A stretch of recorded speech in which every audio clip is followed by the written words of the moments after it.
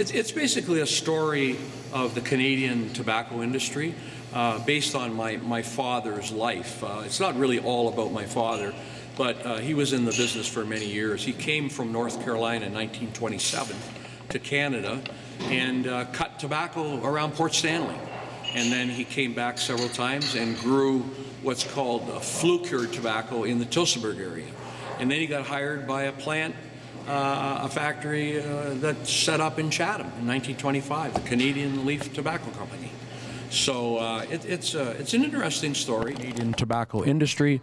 My dad traveled all over the world and met a lot of interesting people, and I think it's a really interesting story. Getting great reviews. I'm very gratified that people are interested in it.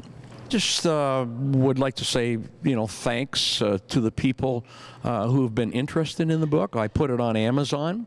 People can get it on Kindle or paperback. I'm really actually quite surprised that there's such a connection with that industry. A lot of people worked in tobacco.